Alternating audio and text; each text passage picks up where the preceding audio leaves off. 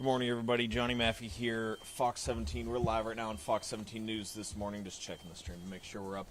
We are at the Bellevue West Apartments right now, and we're bringing these live updates to you on fox17.com, on air as well, only live in local stations 7 to 9 a.m. Here at Bellevue West, the water is screaming down the side of this building. This is one of the units, 501 to 512 over here.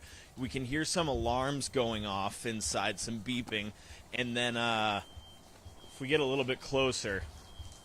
Pop it up on the mic. Yeah.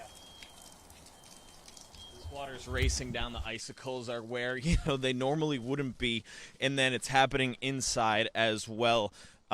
Certainly water issues here, which, is expected with some storms. But that's why everyone says, keep the heat on when you can. Obviously, you can't if the power goes out in most cases. But then keep those, the faucets dripping and everything. And this is what happens when it gets this cold and stays this cold for so long. Madison, stay on this, and I'm going to head around this side for one moment. Because, Madison, can you look inside of the what we were showing earlier, if possible? Just as we bring these updates on Facebook Live, on YouTube Live this morning, and we're coming up again around 8:30 on our Fox Nashville social pages.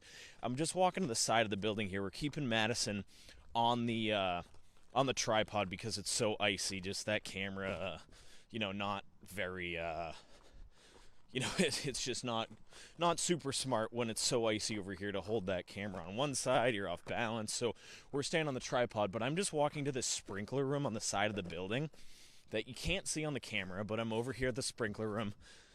And if you can hear that humming coming from the sprinkler room, that's, not ideal either. But again, the alarm's beeping off, and then that hum coming from the sprinkler room. I almost stepped in a little doggy doo-doo over the snow there. Alright, so I'm walking back around here, and obviously the tree damage. Madison, let's look at this too when you have a moment. These trees snapping left and right. This is not, Nashville's no stranger to this part of the damage. This is how the damage all started. It was the snow, the ice, the trees got heavy. Half an inch of ice makes the power lines in the trees obviously so much heavier, and the trees could keep snapping because nothing's really melting right now.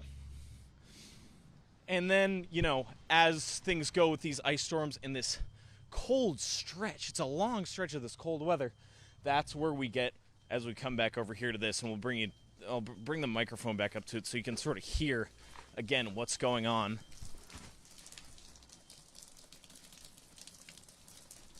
Again, Johnny Maffey here at the Bellevue West Apartments. Water issues happening in Bellevue. Certainly took a beating from this storm. We were over by Lawson High School yesterday. Power pole across the road. Was that yesterday or Tuesday? Tuesday, power pole across the road, the wires across the road, the trees were just ducking and dodging them, as anyone knows, really, that's driven in any part of the city. So this morning, at one point, I saw the customers without power for Nashville Electric Service, right around 90,000 customers. That was my last check. It could be lower than that now. I'm not sure. I got to check. I got my gloves on. I'm trying to deal with this situation, so I don't have the exact latest number, but right around 7, it was around 90,000 customers. It's obviously more people.